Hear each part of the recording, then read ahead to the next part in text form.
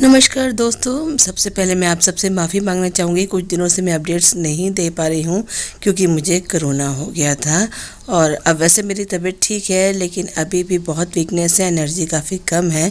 लेकिन मैं कोशिश कर रही हूँ कि आप तक ये अपडेट्स अब मैं पहुँचा पाऊँ। सीरियल आपकी नज़रों ने समझा कि आज के एपिसोड में हम देखेंगे कि नंदिनी तमाम बाधाएं पार करके पहुंच चुकी है शादी के मंडप में, लेकिन उस पर तरह तरह के सवाल उठाए जा रहे हैं। उसके करैक्टर तक पर सवाल उठाया जाता है। जीजा जी कहते हैं तुमने फ़ोन क्यों नहीं किया, लेकिन उसकी होने वाली सास यानी कि राजवी रावल उसको डिफेंड करने उसके साथ आकर खड़ी हो जाती है और कहती है कि एक लड़की इतनी बड़ी मुसीबत से निकल कर आई है और उसका साथ देने के बजाय हम उस पर सवाल उठा रहे हैं सिर्फ इसलिए क्योंकि वो एक लड़की है। एक लड़की होना क्या इतना बड़ा गुनाह है? अरे हम उस पर क्यों सवाल उठा रहे हैं?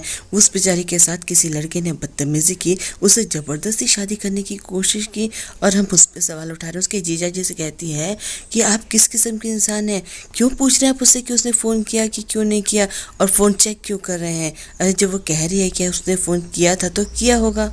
जीजा जी परेशान है क्योंकि उनका फ़ोन बंद है। वो सोचते हैं आखिर फ़ोन किसने बंद किया।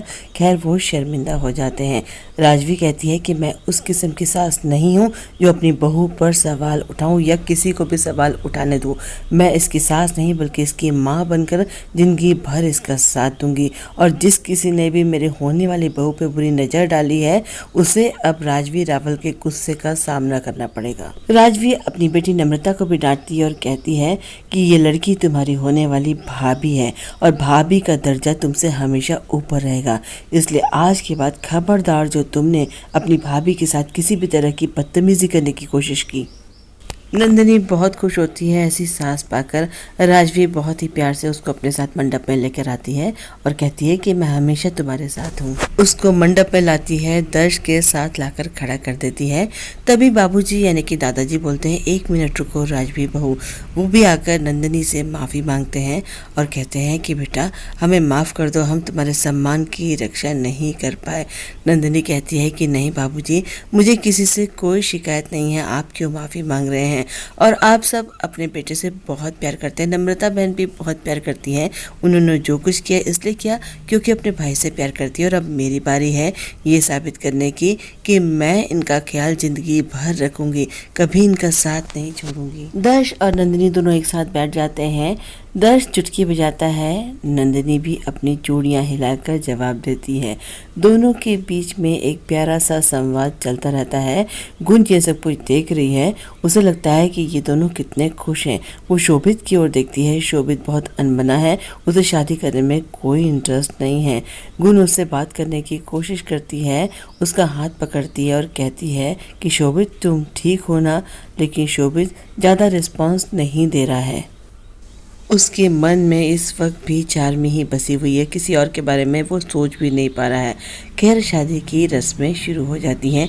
जीजा जी और दीदी आकर नंदिनी, दर्श और गुंजन और शोभित की शादी की रस्में शुरू करवाते हैं। सबसे पहले जयमाल की रस्म होती है और उसके बाद राजवी आती है, गठबंधन लगाती है और फेरों के लिए दोनों ही जोड़ों को खड़ा कर देती है। और फेरे के साथ दर्श एक एक वचन देता चला जा रहा है। गुण और शोभित भी साथ साथ में फेरे लगा रहे हैं, लेकिन शोभित के मन में तो सिर्फ और सिर्फ चार्मी है, वो गुण की ओर नहीं देख रहा है। गुण देखती है कि दर्श और नंदिनी इतने खुश हैं, मन ही मन सोचती है कि ये नंदिनी कैसे खुश रह सकती है। अगर उस घर में मैं खुश नहीं रही तो मैं इसे भी कभी खुश नहीं रहने दूंगी। राजवी मन ही मन कहती है कि द्वारकाधीश आप जानते हैं कि मैं अपने दोनों बच्चों से बहुत प्यार करती हूँ, लेकिन आज जो शोभित ने किया है उसके लिए मेरे मन में इज्जत बहुत बढ़ गई है। बस आज का एपिसोड यहाँ पर ख़त्म हो जाता है। कोई बुरा चाहे तो चाहे, शादी तो संपन्न हो चुकी है। इसके आगे क्या होता है यानी कि शादी के बाद की रस्में, ये हम कल देखेंगे। तो मैं चलती हूँ, बाय।